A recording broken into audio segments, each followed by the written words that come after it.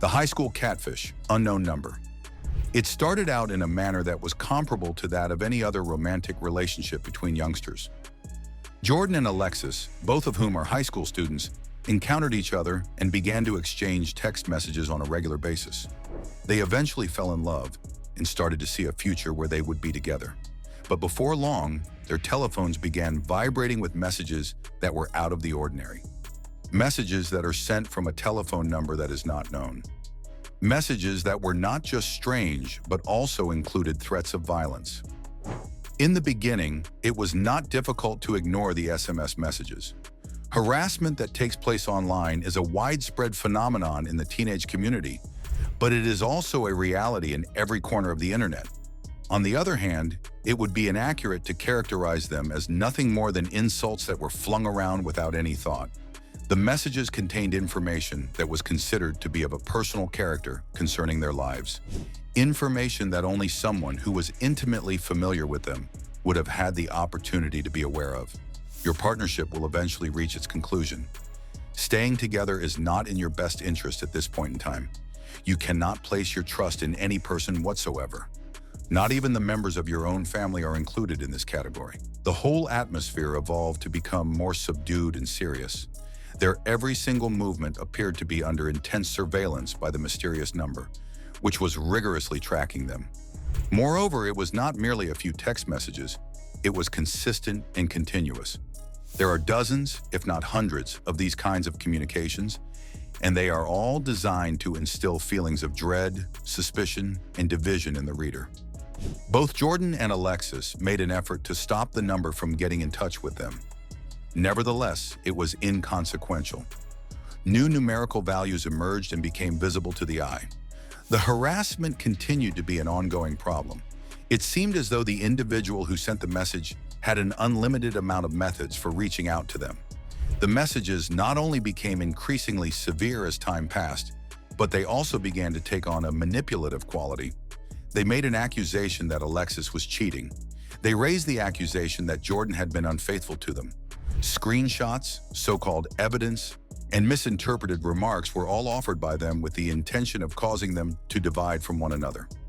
As time went on, it gradually began to produce the desired results. The young couple, who until then had been inseparable, was beginning to crack under the immense pressure that they were under. Conflicts started to break out on a regular basis. Suspicion was a poison that contaminated their connection. The person who was sending anonymous text messages achieved their objective when Jordan and Alexis decided to stop their relationship. It is at this juncture that the narrative shifts from being disturbing to being malevolent in nature. This was a direct result of the fact that communications continued to flow even after the relationship had come to an end. In the present day, they have become even more focused and more accurate, and they have even gone so far as to incorporate threats into their actions. The person who wrote the message anonymously began to spread stories to individuals who were close to them, including family members, friends, and even school administrators after sending the message. Both Alexis and Jordan were so frightened that they were unable to move. The parents of the children became involved in the incident. The incident was brought to the attention of the authorities. Investigations are already underway. Nevertheless, it seemed that the digital trace vanished on each and every occasion that it was followed. The number was disguised and the IP addresses were kept hidden. The person who was responsible for this was quite skilled at ensuring that no one would be able to link it back to them in any way. The harassment did not cease for months, despite the fact that no action was taken to stop it. Next, consider the situation of a teenager who is trying to complete high school while simultaneously being on guard at all times, due to the fact that you are uncertain as to who is so resentful of you that they are willing to go to such lengths to harass you. The truth was finally brought to light after years of psychological torment had been endured. Furthermore, it was more breathtakingly beautiful than anyone could have ever imagined. The individual who is accountable for the harassment, the person who was ultimately responsible for the dissolution of a relationship between adolescents, the one who controlled the lives of two young people, spread dread, and damaged reputations, was not someone who was unknown to them. The person who was feeling envy was not a classmate. The person who was enraged was not a former lover of theirs. Alexis's own mother carried out the deed herself. That is indeed the case.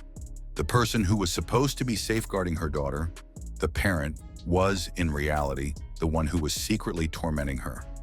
The name that she was given is Shelley Chartier. Over the course of several years, she devoted a great deal of time and energy to the precise planning and execution of a campaign of cyberstalking and harassment, generating an infinite number of fake accounts and phone numbers in order to disguise herself as a wide range of different individuals. She utilized these identities that were fabricated for the purpose of exerting influence and authority over the lives of her daughter and her daughter's boyfriend. On the other hand, the question that continues to go unanswered and is the most worrisome is as follows. What is the reason for this? Is there any conceivable justification for a mother to behave in this way with her own child, so that her daughter's bond will be protected to the people who are in her close proximity? Based on the opinions of some, Shelley might have been motivated by her desire to be in a position of authority. She wanted to keep Alexis from growing independence and creating a life that was not under the control of her mother by isolating her. The sheer magnitude of the destruction was heartbreaking, regardless of the cause. As a consequence, Alexis's mental health was seriously harmed.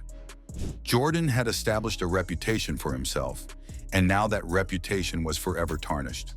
Whole families were left utterly heartbroken and distraught. When the details of the case became public knowledge, the entire nation, not just the people in their local community, was outraged by what had happened. The story covered a broader range of topics than merely cyberbullying. It was an act of treachery that violated the trust that exists in the most intimate of relationships, and it was committed by a parent. The documentary Unknown Number, The High School Catfish, which was produced by Netflix, brought this case to the attention of people all around the world. The harassment was plenty to astound viewers all across the world. But far more disturbing for many was the realization that the danger was coming from within their own residences. The story acts as a disturbing reminder of the reality that technology has the ability to be used as a weapon, even by those who are closest to us.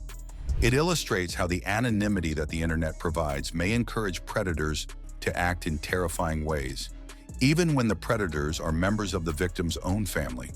Furthermore, it brings up questions that are quite disconcerting. To what extent are you truly familiar with the people that are involved in your life? Is there any chance that an individual whom you trust could be concealing a darker side of their personality from you? Those questions will forever occupy a place in the minds of Jordan and Alexis, it is certain.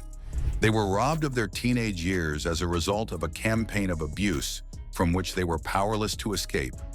Their innocence was taken away by an individual who should have been charged with the responsibility of ensuring their safety.